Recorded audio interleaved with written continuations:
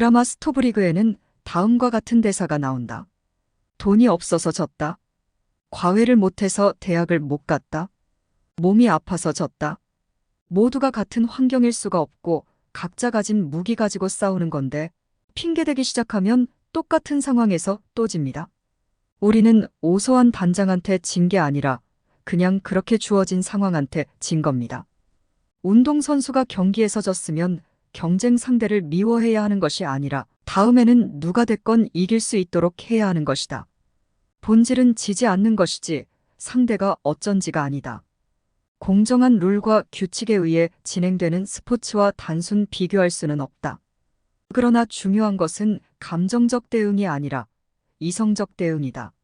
상대를 미워하는 일이 스스로에게 어떤 도움이 되는지 냉철하게 확인하고 합리적, 이성적으로 상황을 대해야 한다. 다시 말하면 적은 언제나 적이 아니다. 비는 홍수가 났을 때나 원망의 대상이지 가뭄 날에는 희망의 대상이다. 고로 대응은 상대가 아니라 상황에 해야 한다. 상황이 바뀌었음에도 언제나 명분만을 가지고 대응할 수는 없다. 명청교체기에 여진족과 화친해야 하는 문제로 조선은 분열되어 있었다. 당시 여진은 오랑캐였다. 그냥 오랑캐도 아니라 뿌리 깊은 숙적이다. 여진족은 조선뿐만 아니라 고려 때에도 한반도 내륙과 해안 지역을 침입하고 약탈하곤 했다.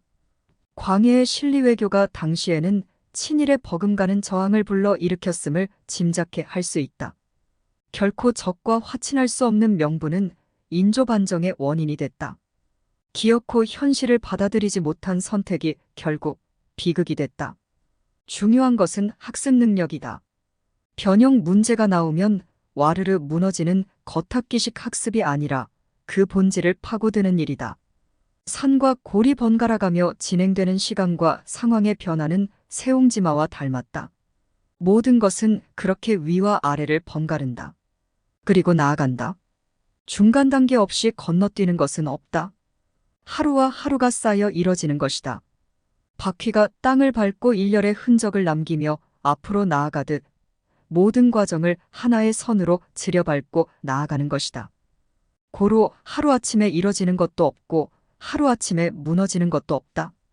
그래서 고대 인도는 수레바퀴에 빗대어 우주를 표현했는지 모른다. 경제는 매초 매분, 매일, 매주, 매년을 숫자하여 기록한다. 수레바퀴가 굴러간 흔적이 여실하게 좌표에 나온다. 그것이 가능한 영역이기에 그렇다.